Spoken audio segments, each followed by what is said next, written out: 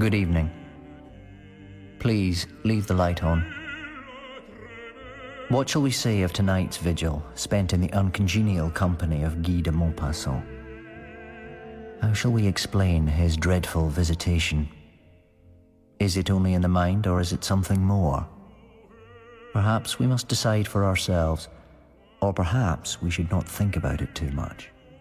For that way, madness lies. May the 8th. What a lovely day. From my window I can see the Seine. About 11 o'clock, a long line of boats drawn by a steam tug passed by. Then there came a magnificent Brazilian three-master.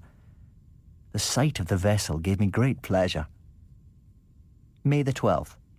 I have had a slight feverish attack for the last few days, and I feel ill, or rather, I feel low-spirited. May the 16th. I am ill. Decidedly, I am feverish. I have, without ceasing, the horrible sensation of some danger threatening me. May the 25th. My state is really very peculiar. As the evening comes on, an incomprehensible feeling of disquietude seizes me, and a fear of my bed. Then I go to bed, and I wait for sleep as a man might wait for the executioner. Then a nightmare lays hold on me. I feel that somebody is coming close to me, is looking at me, touching me, is getting onto my bed, is kneeling on my chest, is taking my neck between his hands and squeezing it with all his might in order to strangle me. And then, suddenly, I wake up, shaken and bathed in perspiration. July the 4th.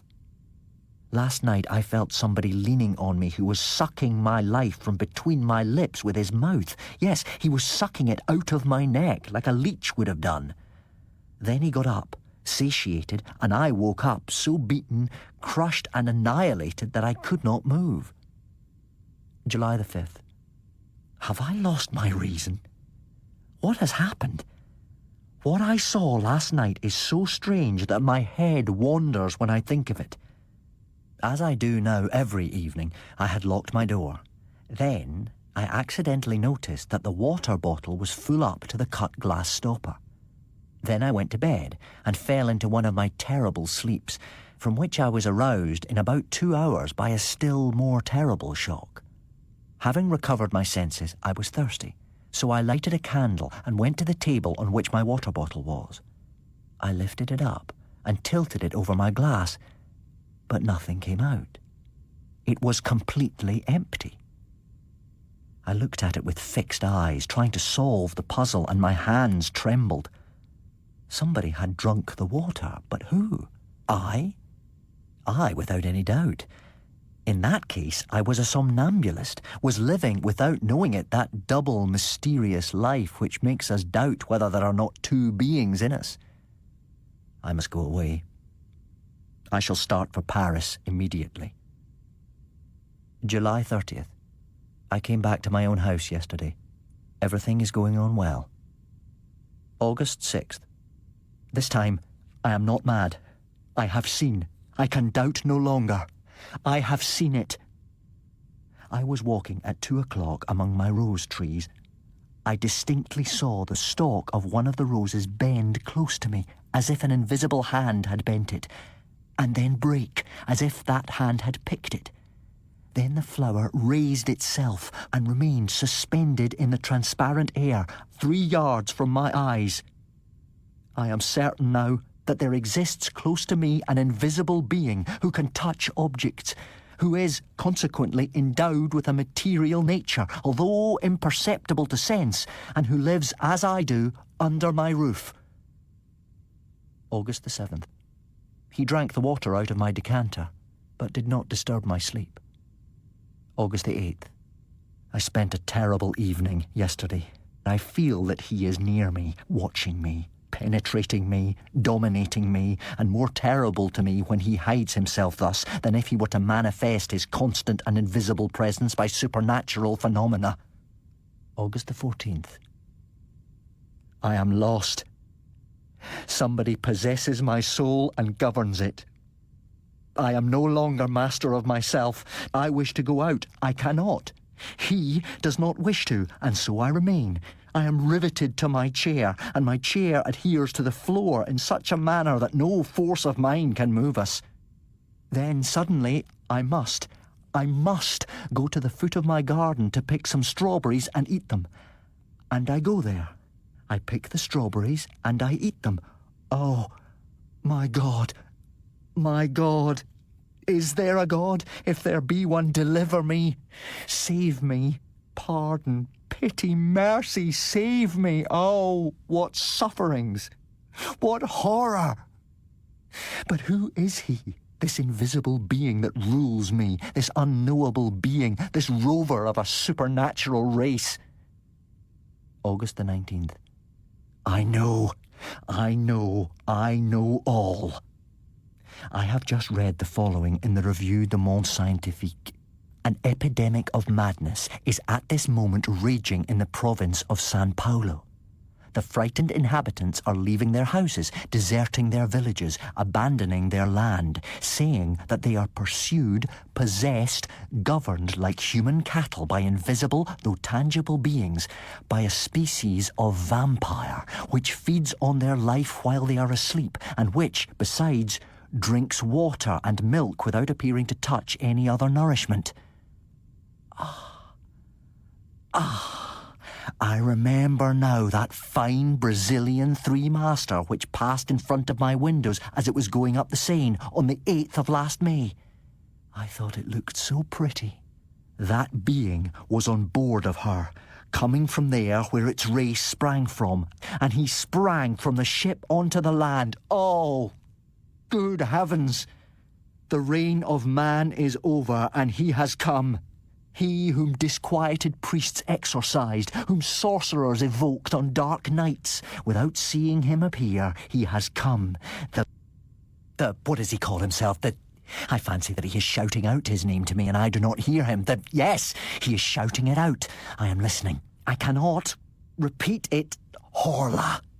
I have heard. The Horla. It is he, the Horla. He has come. It is he, the Horla, who haunts me and who makes me think of these foolish things.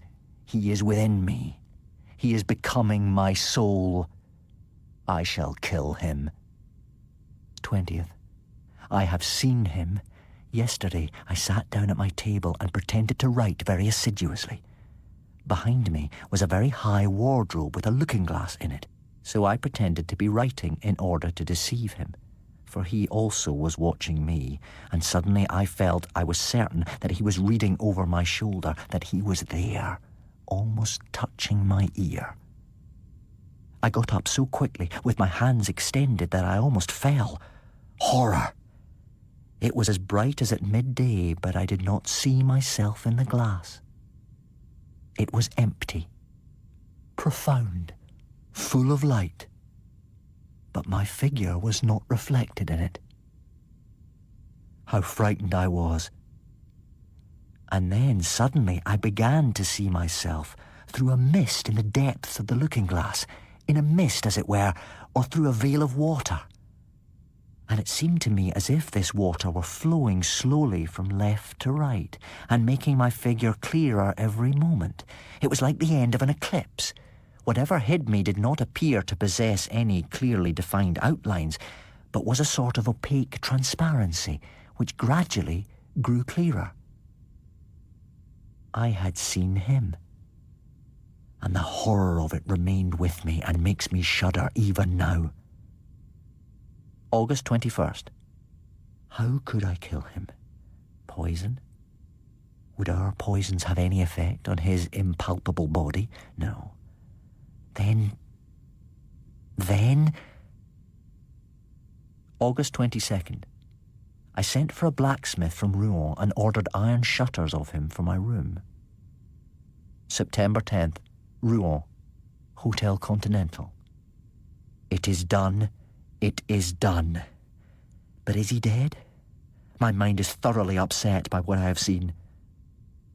Well then, yesterday, the locksmith having put on the iron shutters and door, I left everything open until midnight, although it was getting cold. Suddenly, I felt that he was there, and joy, mad joy, took possession of me. I got up softly, and I walked to the right and left for some time, so that he might not guess anything. Then I fastened the iron shutters, and going back to the door quickly, I double-locked it with a padlock, putting the key into my pocket. Suddenly I noticed that he was moving restlessly round me, that in his turn he was frightened and was ordering me to let him out. I nearly yielded, though I did not quite, but putting my back to the door, I half opened it, just enough to allow me to go out backward. I was sure that he had not been able to escape, and I shut him up quite alone, quite alone. What happiness! I had him fast.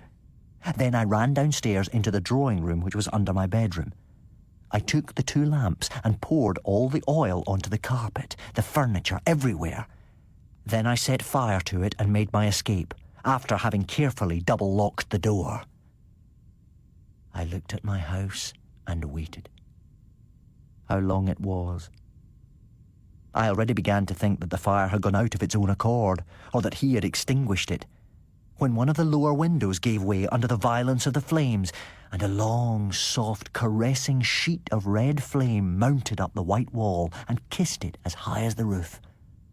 Almost immediately, 2 other windows flew into fragments, and I saw that the whole of the lower part of my house was nothing but a terrible furnace. But a cry, a horrible, shrill, heart-rending cry, a woman's cry, sounded through the night, and 2 garret windows were opened. I had forgotten the servants. I saw the terror-struck faces and the frantic waving of their arms. Then, overwhelmed with horror, I ran off to the village shouting, "Help! Help! Fire! Fire!" By this time the house was nothing but a horrible and magnificent funeral pile.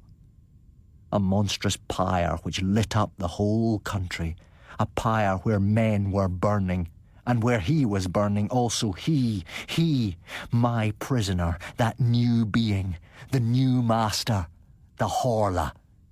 He was there, in that kiln, dead. Dead, perhaps? His body? Was not his body, which was transparent, indestructible by such means as would kill ours? If he were not dead, premature destruction? All human terror springs from that. After man, the Horla. After him who can die every day, at any hour, at any moment, by any accident, he came. He who was only to die at his own proper hour and minute, because he had touched the limits of his existence. No. No. There is no doubt about it. He is not dead.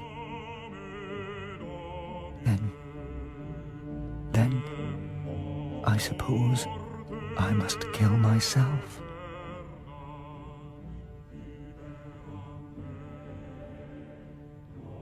Come back tomorrow, and I will tell you the tale of Luella Miller. Sleep well, if you can.